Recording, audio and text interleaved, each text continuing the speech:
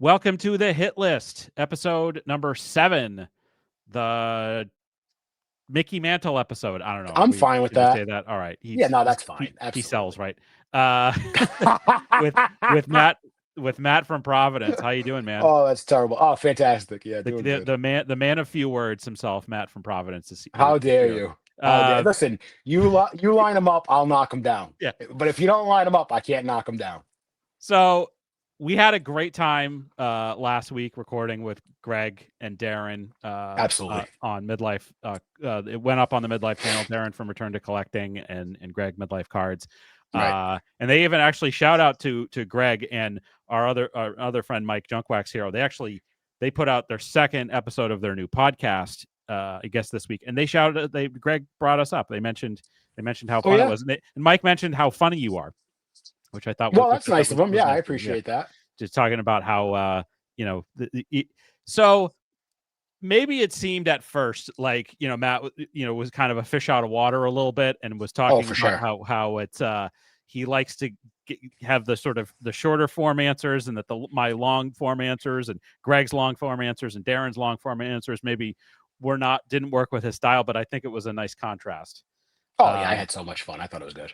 It was great. And so yeah, thanks again to those guys for having us on. They were saying how appreciative they were that we gave them a boost in viewership, which was really nice. Oh yeah, there you go. Yeah, no, I'm just kidding. Well, they gave us a boost. Hopefully, people. That's right. Hopefully. Watching. So we're gonna talk about a bunch of stuff. Like I went to the Philly show. I already did do a recap on my channel, but I'm gonna show the cards again because I'm just so thrilled with what I got, and I'll get a little more depth about the Philly show experience. When I recorded that video on Sunday, I had been in the car for 6 hours that day, and then also I did the Four Collectors live stream that night, so I was pretty wiped, and so you looked gassed on the Four Collectors too. I was the one giving the one word answers in that one. I was just like, yeah, no, it was I was wiped out because I get it. I've made that right. I slept in we stayed at a hotel nearby the venue, and the night before I slept like shit. I'm not good at sleeping places that aren't. It happens. But anyway, well, I going back to the off-topic episode, I did just want to mention one thing, and there were a couple comments under the video. People seem a little bit miffed at something that I said, and I just wanted to kind of clarify, sort of a slight retraction, like whatever. One of the first questions was about, how much do you care about future value in what you collect in the hobby? And I made the distinction, and I was saying, well, there's a difference between modern and vintage here. And I said very sort of, declarative statement. Matter of factly, I said that modern collecting, no one cares about future value because everything is just about flipping cards and making a profit right now. And I think I ruffled some feathers with that statement. And I guess what I would say is this.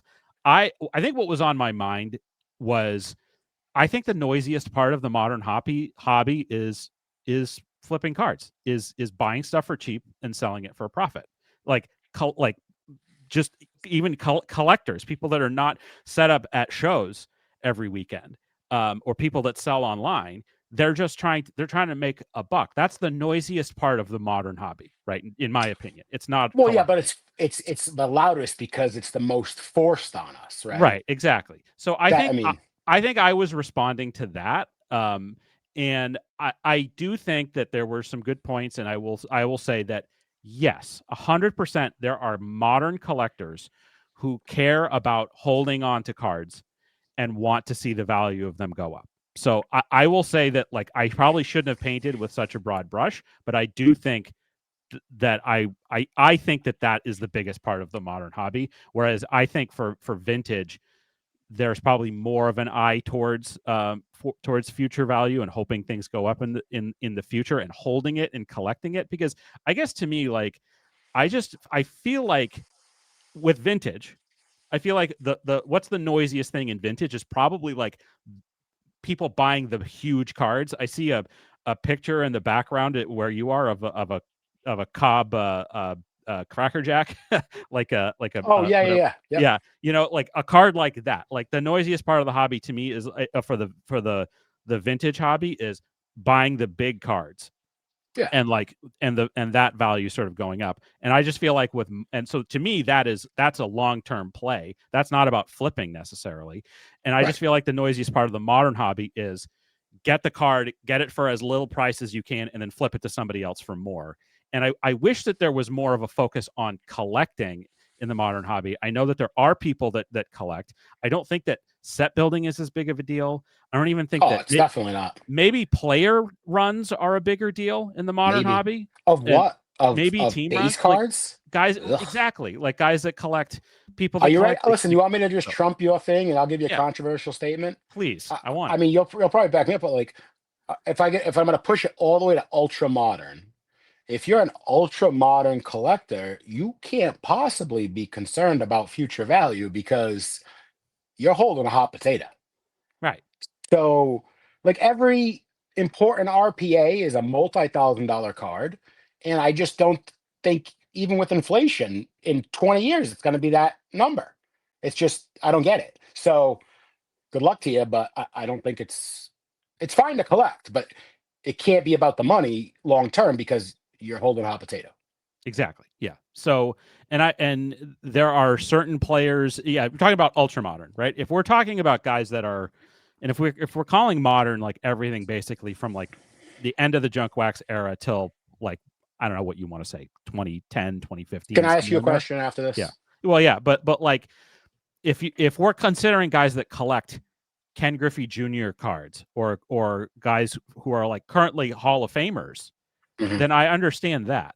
But like, yeah, Paul Skeens could go out his last start of the year and blow out his arm, and then it's like, oh, think about all the money that's been spent on his cards. Oh, I don't even factor in injuries. Don't even think about that. Just how is long term Paul Skeens going to hold the same value as Sandy Koufax? Right. Like it's just not there. What were you gonna ask? So like a Steph Curry RPA. I know this is way out of our league, but like a Steph Curry RPA, they're like over $100,000 right now. Yeah. And even if he can't improve his career, even if he wins another title, it is what it is, right? So like, are his cards going to be? Are they going to hold $100,000 value in 20 years when nobody's talking about him? I just don't see it.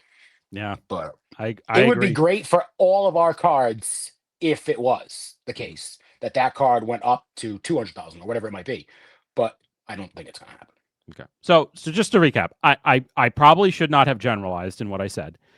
There are definitely modern collectors who care about the long-term value of whatever their collection is, and there are modern collectors who collect players and sets and team runs and things like that. It's just I think in my mind, I just am thinking about what is so prevalent and noisy and what gets forced down our throats from a content standpoint and other things. And I was just thinking in terms of that. So I love all collectors, everyone that collects cardboard. I'm a fan. No, it's not us versus them. Matt is shaking his head, but you should have stayed controversial. But it's. Come on. I want people to know that we welcome all points of view here. So, all right. Anyway, they may shout them down, but they're welcomed. They're welcome. Yes. All right. So let's talk about pickups, and we'll do Philly. We'll do my Philly show stuff after. I know you only have a couple things. Basically, since our last show, I think you've had a couple of shows that you've set up. Just the one this past. Just the one. Okay. And Sunday in Dedham. Yeah, and. Kind of quiet. Just it was a well-attended show. I sold a bunch of cards, but just no opportunities to buy any cards, so I don't have much excitement for this show. I got a 65. Hold on one second. Let me. you gotta make me full screen. I'm gonna try. They changed this. There we go. Right. There it is. So I got a 65 Aaron PSA 5. New label. New label. Nice card. I had an SGC 6. I had an SGC 6. The SGC purge continues on the PC. And I think it was your Cepeda 3.5 SGC that I had, but now we downgraded to a PSA 3.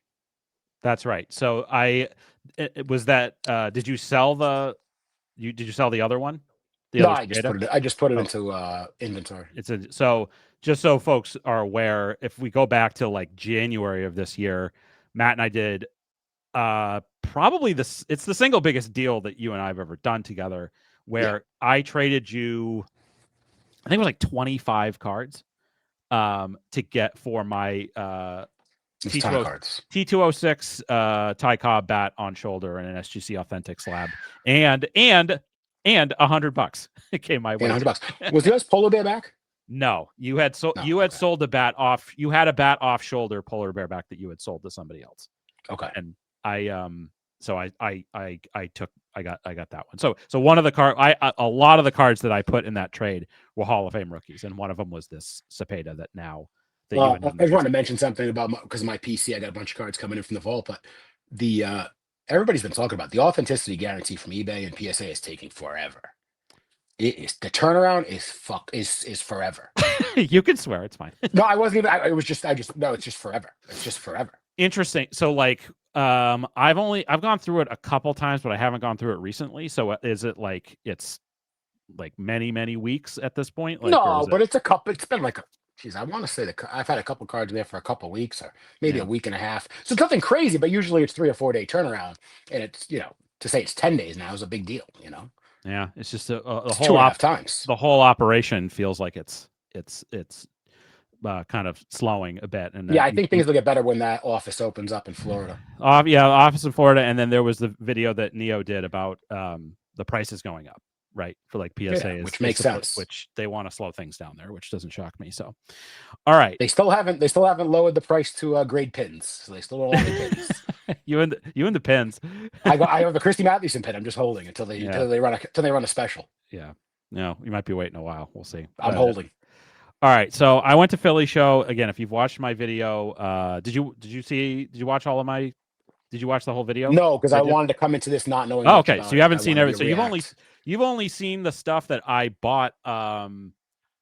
Like I sent you text me like 3 or 4 cards. Right. So I bought more stuff later in the day on Saturday, and then a bunch of stuff on Sunday. So nice. I bought way more individual cards, individual pieces than I bought at the National. Like way more. Okay, that's awesome. The only things I don't have over here was you can go watch on the channel. I bought some vintage postcards from like baseball scenes in Massachusetts, like turn of the century, that were kind of cool. If you really want to see them, I can go get them. But not really.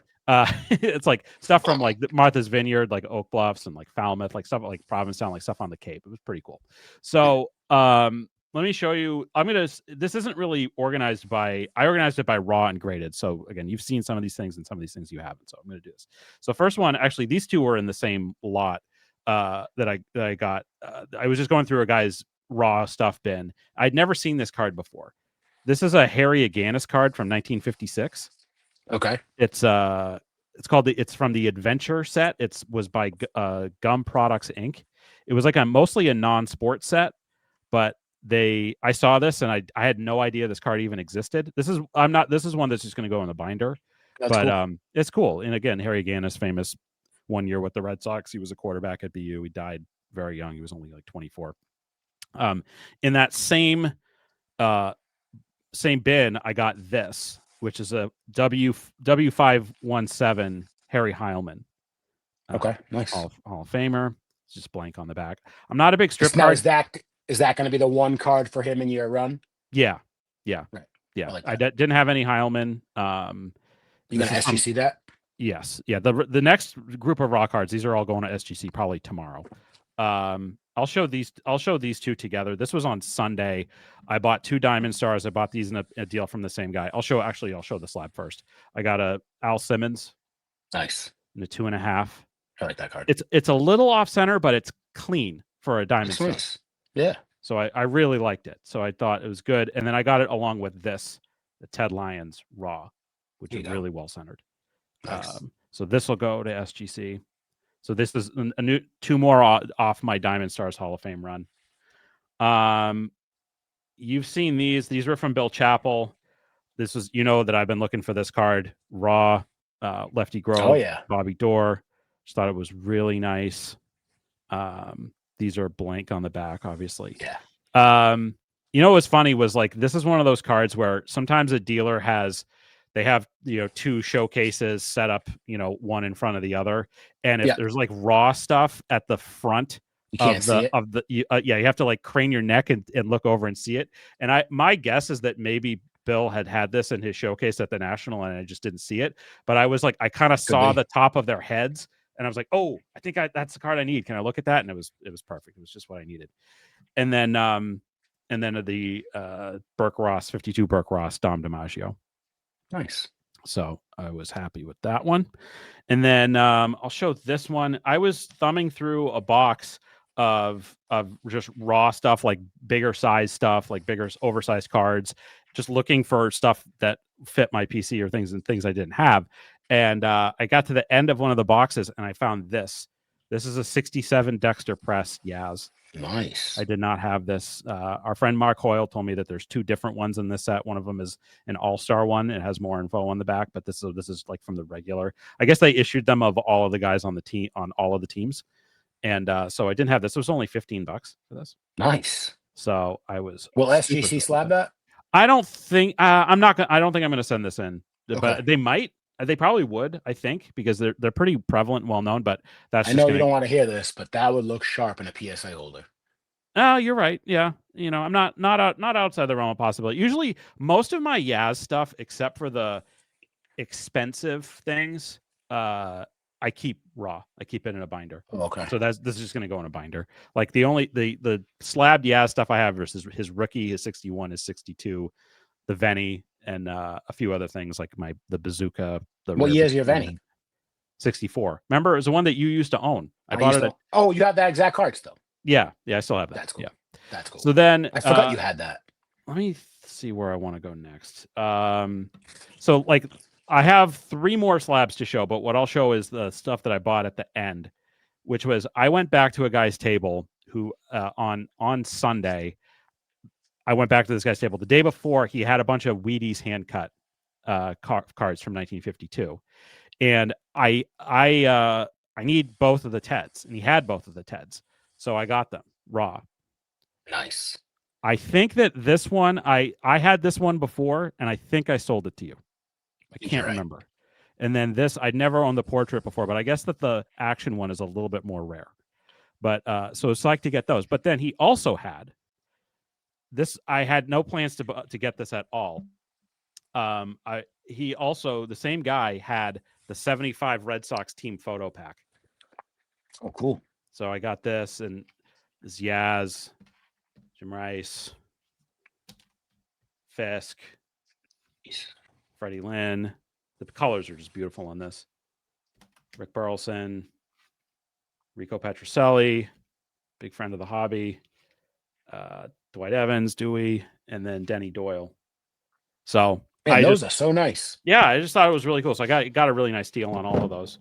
And then the last 3 are the other slabs. They're ones you've seen all of these. So first card that I bought on Saturday was this Tommy McCarthy, Mayo's Cut plug, Hall of Famer. Really definitely a lesser Hall of Famer, but this was a set that I really wanted a card from, and was just super thrilled to get this. Yeah, that's a keeper right there. It's a tough one. I mean, it's like pop's like 60 on this, I think, total. That's rated. So crazy. And then the last 2 were cards. I got these in the same deal. Fred Clark, E93. So nice. I sold you my T206. I wanted yes. to kind of diversify a little bit. I love the colors in that set. How beautiful that is. And then the big one, the one that I wanted at the National, never found the right copy. Yep. My Clarkson. Beautiful. What a nice copy you got too. I know. I thank you. I'm so happy with it. Oh. So I felt like I did really well. Yeah, you had a great Philly show. And I think that for me, traveling that distance, like it was like 7 hours in the car on Friday and then 6 hours in the car on Sunday. Like I wanted to go big, like just putting in that time and investment to go to a show. Like I didn't want to walk away with like 1 or 2 cards. And if the other cards didn't speak to me, I wasn't forcing anything. I mean, these are all things that I want and that fit the different runs and things I'm working on in my PC. So it worked out really well for that reason. Yeah, I mean, so as far as my thoughts on Philly show, just so much of the show is centered around vintage. I feel like it's a vintage centered big regional card show. And there's modern and there's Pokemon. One of the good things I feel like they do there is that they do kind of separate the groups out a little bit. They do a great job separating the groups out there. Yeah. So you're in one area, you walk in the front and Ash is right there and Howard Chasser is right there and Stan is on the other side of them. And then Bill Chappell's in the first row, just like right at the front is where Who else is there? Baseball card exchange. All of the big auction houses were there. And our friend Paul Borges was there. Paul Borges, that's right. Yes, got to spend some good time with Paul. I hadn't seen him in a little while. So, and some of the other vintage dealers are spread out a little bit. But the thing that I really liked about it, I showed you that the Dexter Press, like, I feel like the reason why I was able to get more stuff at this show than the National is because the National is so big and it's so sprawling and you have to kind of like move along. It's hard to like, if you want to see everything, if you want to see as much as you can, you have to move on to the next thing. It's really hard to focus, to like go through a box and look for different cards and things like that. Whereas at the Philly show, the best part about it was that it was just the right size. And there's time to go. You have time in the course of a day to see everything, and you can really scan through all the tables and look through, vintage boxes and things like that, and pick out the stuff that you really want and like. And it's hard to do that at the National. So I agree completely. Overall, absolutely thrilled with the experience. So there was one slightly annoying experience that I had with one of the dealers, and I figured you'd love this. I'm sure. I'm not gonna, very nice guys. They were younger guys. They had both vintage and modern at their table, and it was two different guys.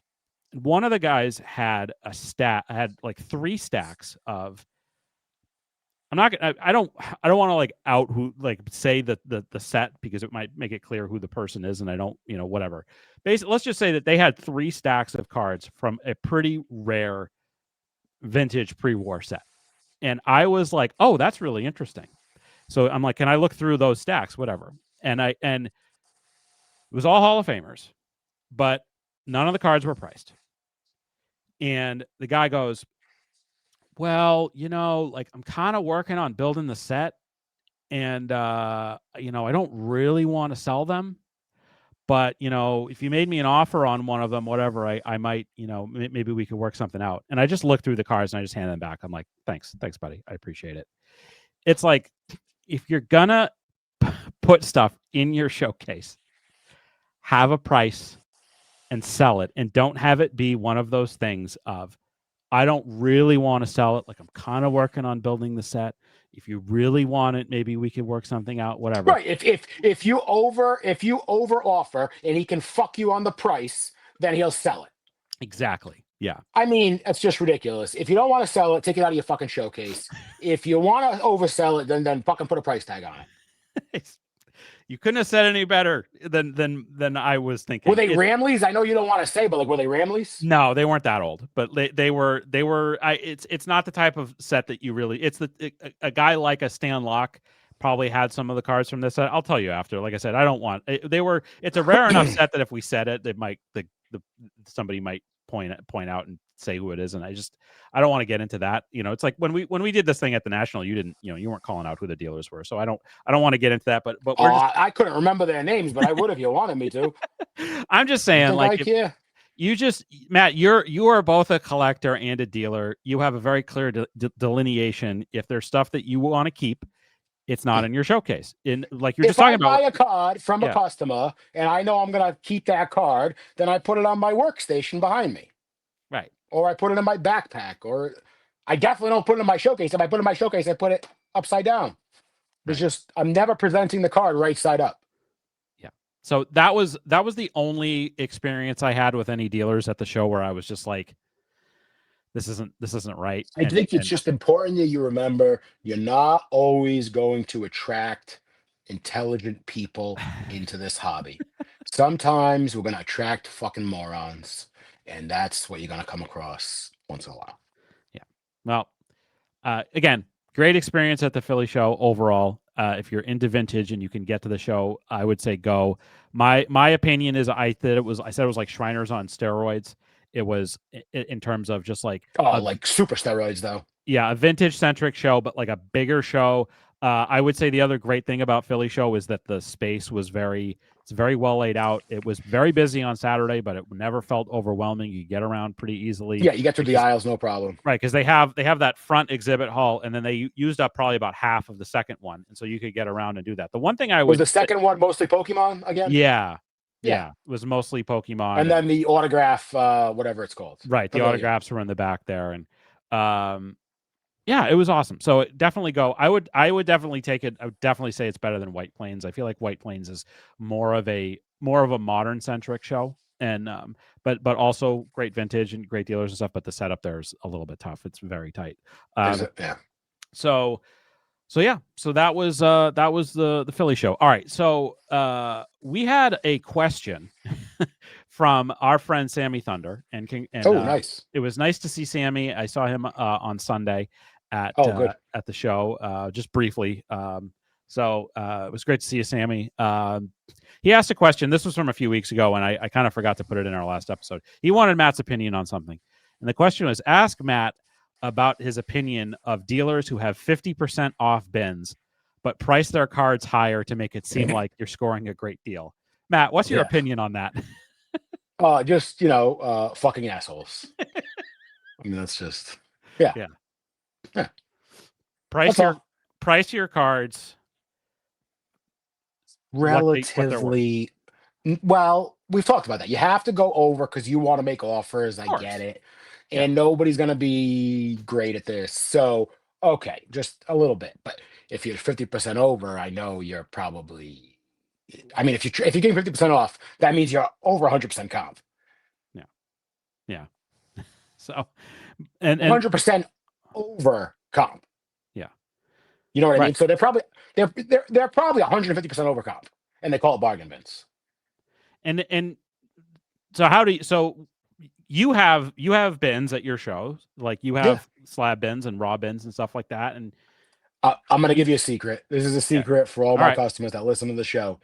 If it says $55, I just want 50. You don't have to pay 55.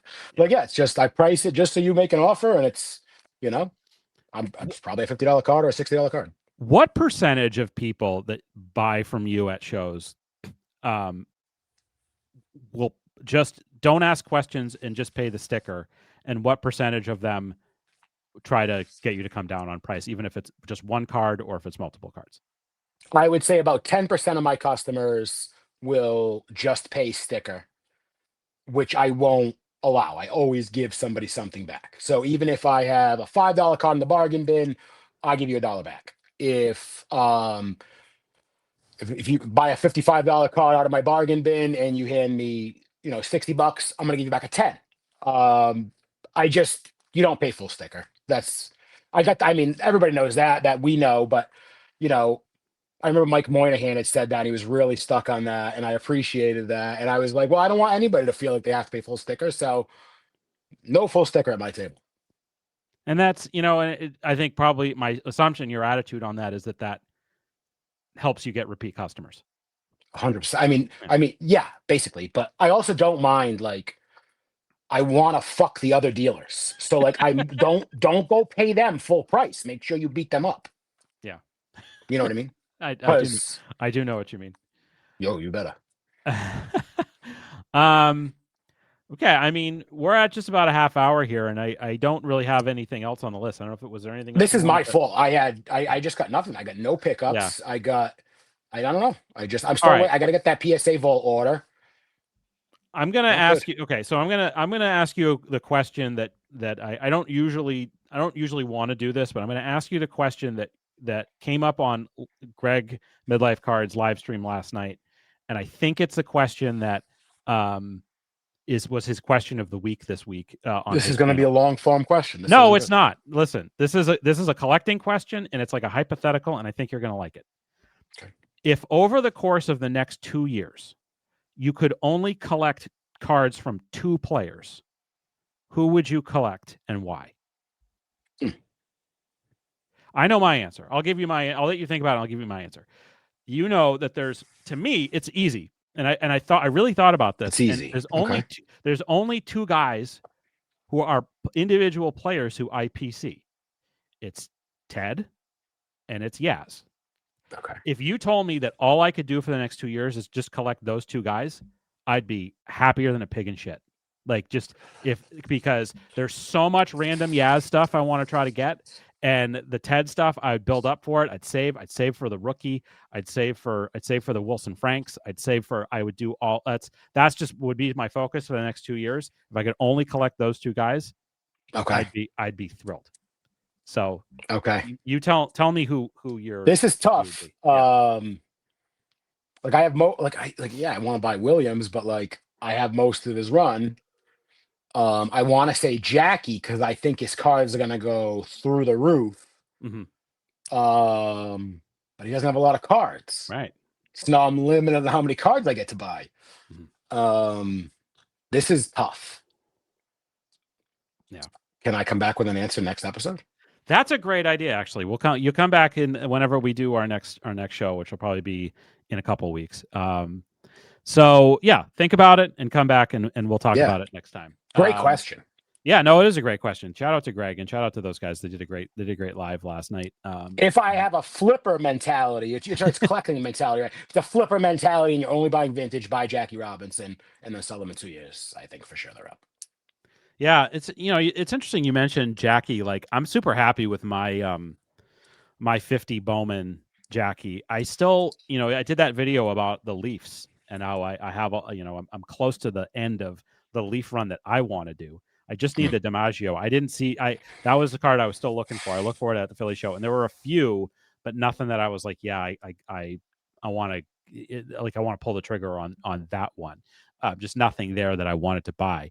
But then I still wonder to myself, I'm happy with the Jackie that I have, but I guess in my heart of hearts, do I want the Leaf at some point? Of course you do. I do. But it's also I think you're saying it's just going to keep going up too. What a beater, a beater, $7,500. What's that? How much is it? 7,500? Well, I was going to say a beater one is probably 5 to 6 is my guess. So yeah, it's tough. It's a tough one, man. But but yeah, think about it, and next episode we'll talk about it. All right. What do you got coming up? I'll get the best Flippin Card Show this Saturday.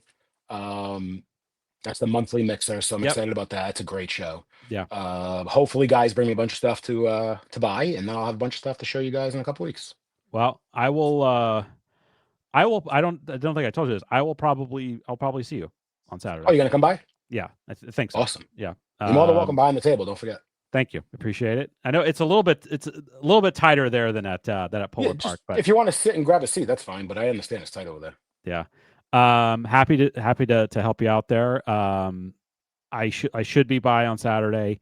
And then there's maybe next episode we'll talk about it more. There's a bunch of cardboard promotion shows coming up. There's a Columbus Day show and a few others, whatever the Dedham show is. So I'm sure you'll be at that. But we'll talk, I'm sure, before then. And the next big show is Shriners, and we'll see about that. Either way, I'm gonna reach out to them. I'm gonna reach out to them this week and see if anything opened up. Yeah, right. As of right now, Matt is on the wait list to be in that show, but we'll see what happens. Fingers crossed. It's if anybody that watches this show does set up at Shriners and you have table space, happily pay for your space. There you put go. My banner up. Maybe we'll get some people near us. I don't think it would hurt, and we'll put Matt will put his Twitter and Instagram info in the description here. So, all right. That's it for the hit. Like, comment, and subscribe. Like, comment, and subscribe. Thank you, everybody, for watching. Kind of a quicker one this week, but it was fun. It was great to show those, and it's always fun to catch up, Matt. All right, so we will see you guys next time on Wax Back Wisdom. Take care. See ya.